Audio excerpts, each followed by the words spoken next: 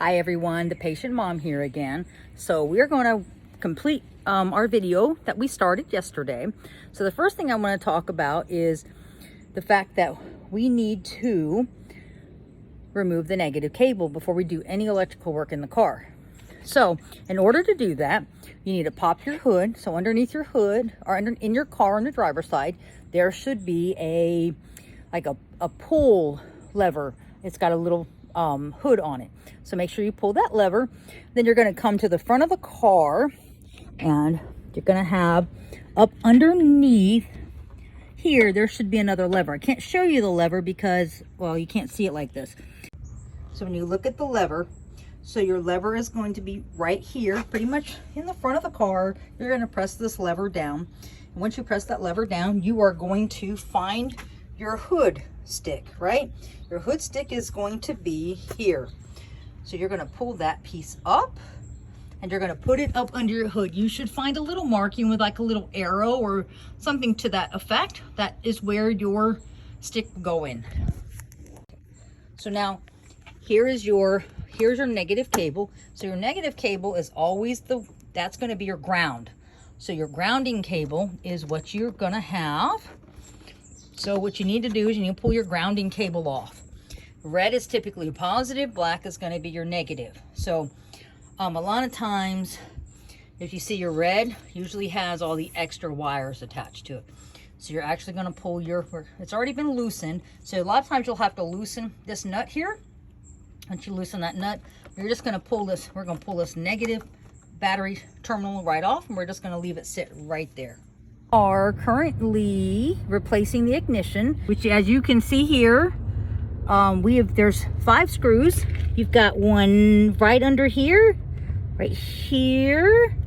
See, you can see that you've got one right up under here. You've got 1, 2, and 3 here.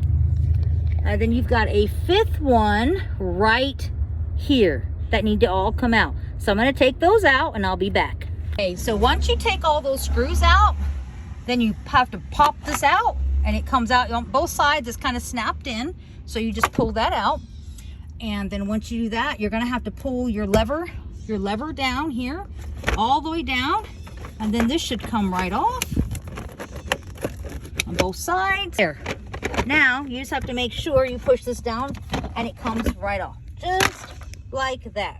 So once you pull that off, you're going to need to take this piece off, which is your assembly for your blinkers. So you want to take that off because your switch is right here. Now the problem is, you see these 2 screws? Well, there's another one back here that you need to take out. So you have to actually take this whole thing out here. Also, you need to be sure you pull this harness out too. That's right here. I already pulled that one out, but you need to make sure that one comes out too.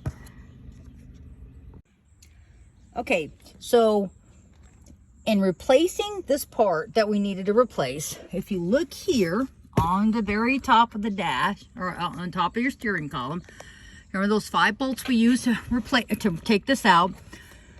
You will need to remove this connector here, right there. You're also going to need to remove this connector right here. Once you remove those connectors, on the inside, well, we've already kind of done this part, but only because we couldn't really get the camera in here and do the work. So it kind of made it a little bit more difficult. So if you see here, this metal piece here that looks brand new. So on the original parts that came with Honda, they had what they called shearing screws. So what you're going to need to do is find I guess they call it an awl, or a screwdriver with kind of like a little pick, kind of looks like a little pick at the end. And what you'll do is you'll take that pick and you're going to kind of put it on the end, and you're going to take a hammer and you're going to tap that so it kind of helps push that shearing bolt around. Unfortunately, once you replace that or take that shearing bolt out, you will not be able to reuse it. Unfortunately, I actually have the piece we took off, which is right here. So if you look at this piece, here is the metal bracket we had to take off, and here's what we call the shearing screws.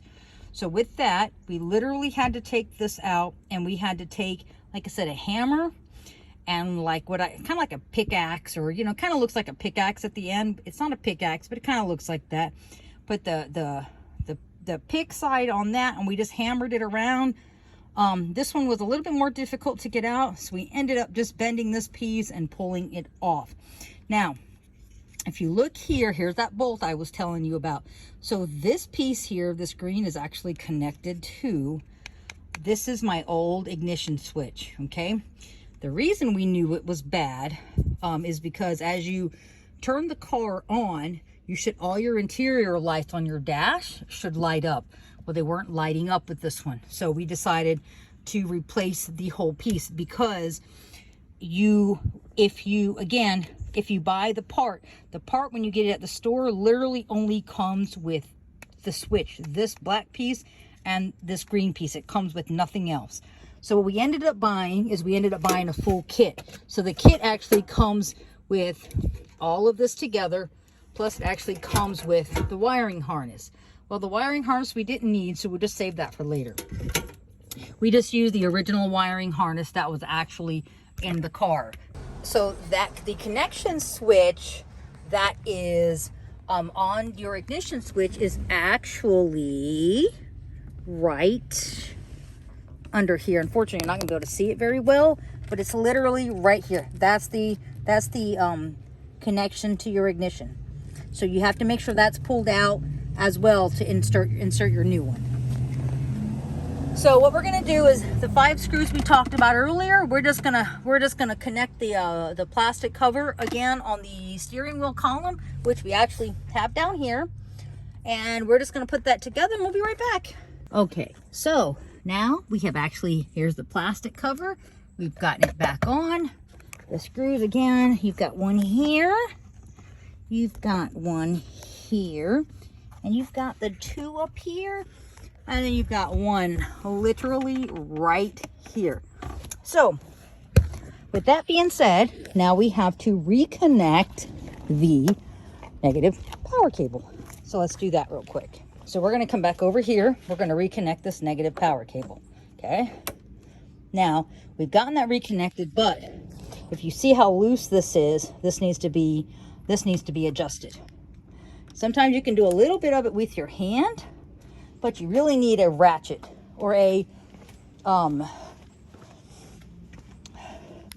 should be able to use a wrench. So this one is about a 1/2 inch or a 3/8. Let's look. So too big for that. So let's try, both sides are a 1/2. One side works, the other side doesn't work so well. So all we're gonna do, remember, righty tighty, lefty loosey. You're gonna go right to tighten, left to loose.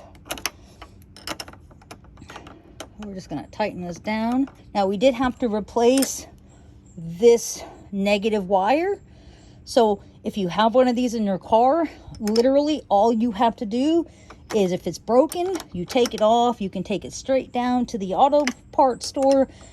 All you gotta do is show them that wire, tell them you need one just like it, and they will get it for you and you're all set. All you gotta do is replace it. Okay, so we're tight there. So we talked about how the other car did not light up, the dash lights. So I'm gonna show you that real quick.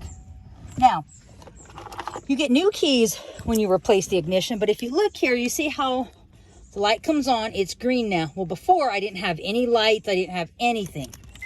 So even inside, you see how these lights now come on? With the old ignition, none of those lights came on. Like there was nothing. So now, start it up, the car starts right away. Whether before we had to hold it in the, we had to hold the ignition switch in the start position in order to keep the car started. Now we have solved that issue, and the car is now good to drive for my son. So we're going to turn it off, and that's that. All right, everyone, we've concluded fixing this car, or fixing this issue on the car, by replacing our ignition switch, basically the whole assembly except the wire. And just remember, you can do anything that you put your mind to. Just remember, it doesn't matter if you're a girl or a boy, you can still do it. Remember, smile, keep your chin up, and always believe in yourself. Until next time, the Patient Mom.